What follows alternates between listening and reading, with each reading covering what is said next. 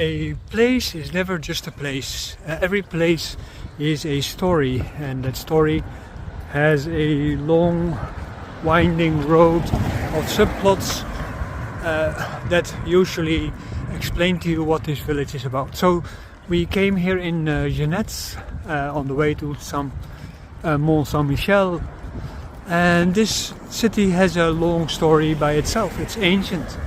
Didn't really know about that ever. Jeunesse, I probably bastardized the name, is taken as a name from the genets. These are cat-like creatures. They're not really cats, but they're like that, a little bit like it. They're related to the mongoose. Actually, this is a joke.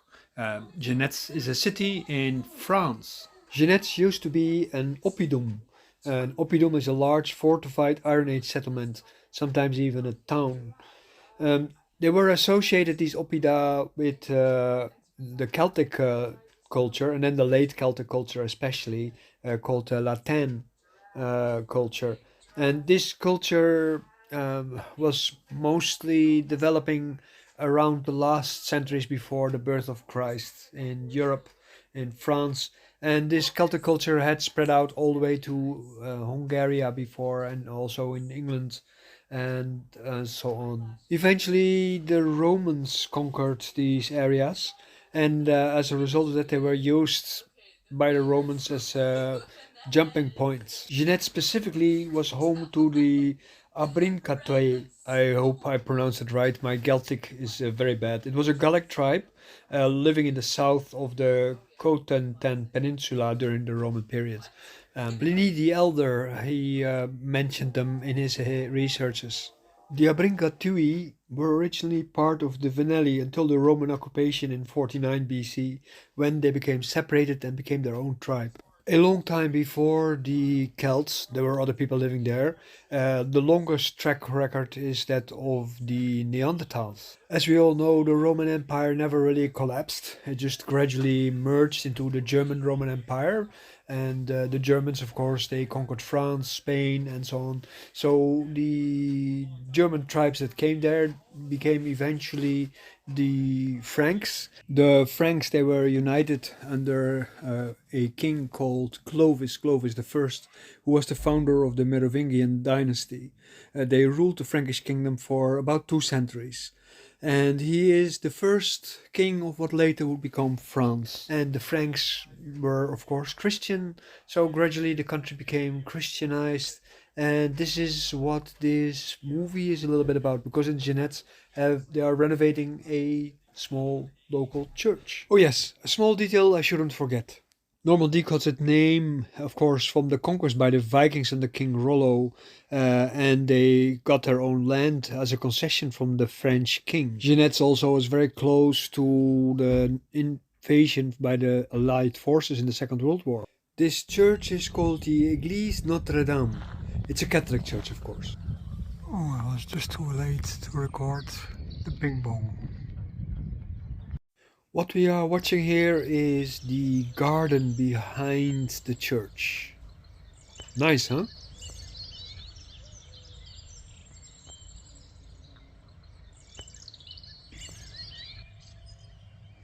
This is a surprising maze made from shells. And all this space is all the garden of the local priest. Amazing. Okay, it says here that it invites our visitors to follow this parkour because you can only go through the center to find the exit, and it is an experiment with your courage. It's a meditative activity because of the truthfulness of your awareness of the stuff, and then it is an introspection exercise, and as such the labyrinth is an initiation, and this kind of labyrinths you find all over the world throughout prehistory and history. and they are symbols basically of our existence, and that's it. So there is an artist who made this for the church.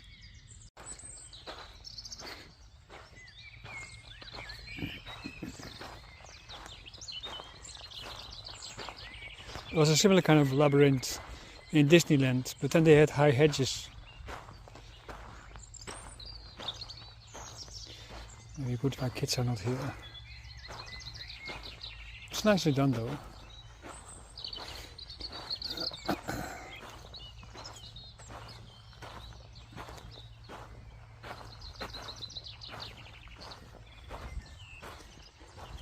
Somebody was very stoned when they drew out this thing.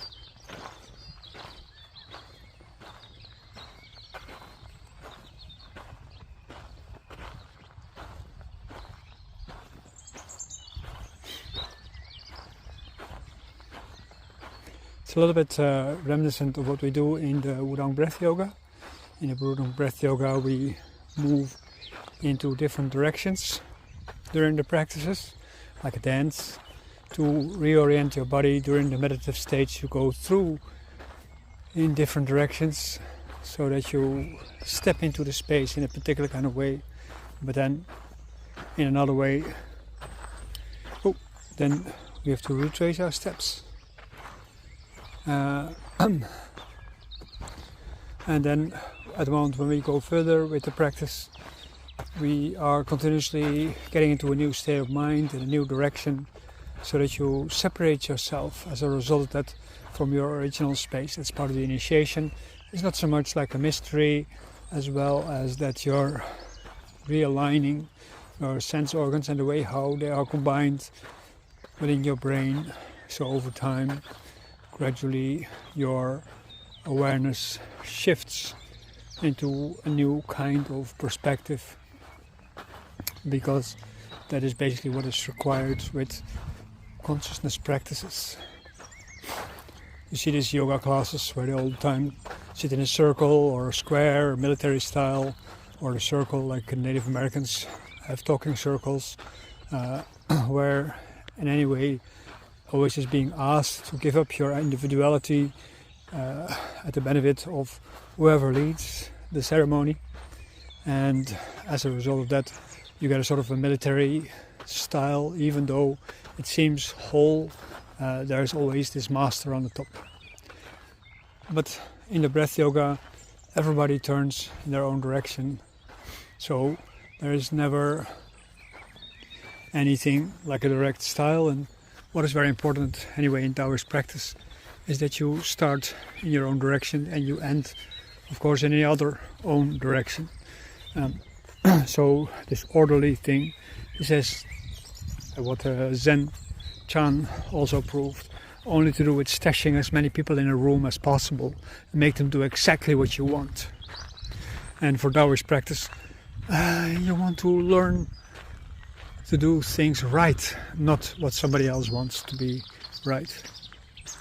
That doesn't make it easier, because as a teacher you have the insight, hopefully, that there is a right way, but then you have to guide people through the point where they also find that same or similar kind of way. That is also why when people are following a particular person, they end up moving a little bit similar like that person in the end.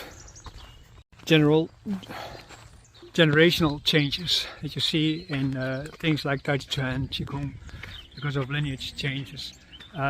This usually is the result of the drift between the different generations. Nobody copies their teacher exact. People tried, like Sunday Town, tried to make it into like a very strict discipline, but yeah, in Daoism they say everything that's organic follows its own way. In Daoism they say that qi, of course, is part of a result of a consciousness development, that is the development of Shen and so on, but also like this Swedish professor, here's his name, Here's his name, somewhere here, is talking about. They say that, of course, because of people are buried with a grave, they are rooted in that place, so they don't have the opportunity to go to hell or heaven. And as a result of that, if you by accident commit grave damage, for instance by not praying in the right way, as that ghosts want, they start haunting you. And therefore in feng shui, in Daoist rituals, there is a lot of attention for rituals to make complaints about you in hell or in heaven or whatever go away because you by accident stepped on a grave that you didn't know was there. So a lot of the unhappiness and the problems that people experience in their life is considered the result of upsetting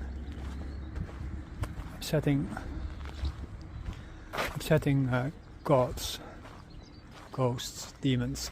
And I see there's the church is open, so let's go in there.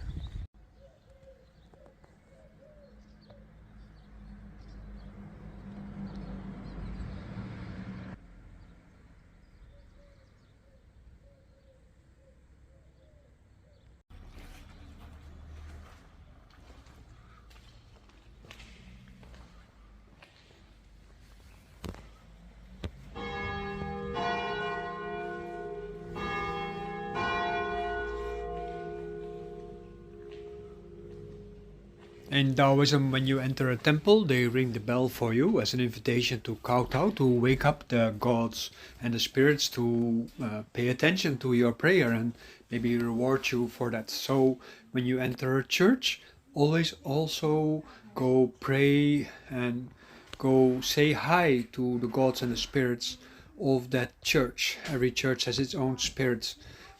Usually Christians call them all gods, but they are all different spirits. These spirits have as a function to guard the local community, and by praying to these gods or spirits, you also ask them and to help you in making sure that you have a good time when you are living under their wings. These spirits usually reward you by making sure you get to learn and see things that other people don't get to see and learn when you're in this place.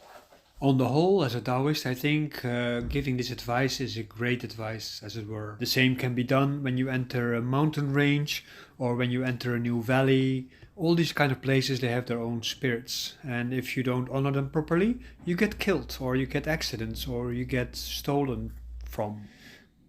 Concluding, you can say that prayers, songs and so on that locals have, they do that for their own benefit. They don't do that just for their God and their worship and their love, but the investment that they make in the buildings and so on is all for their own personal security.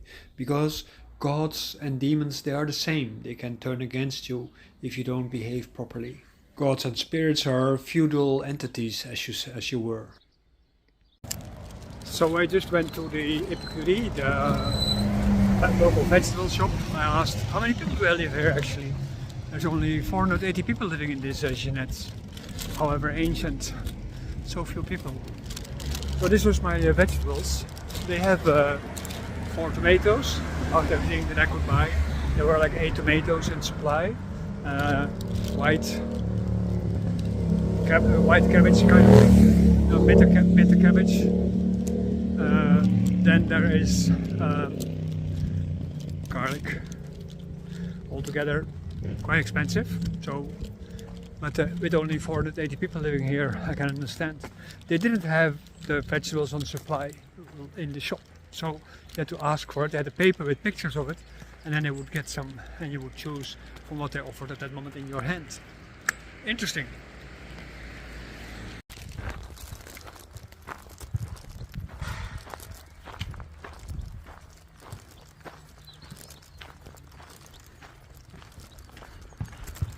So that was it for today.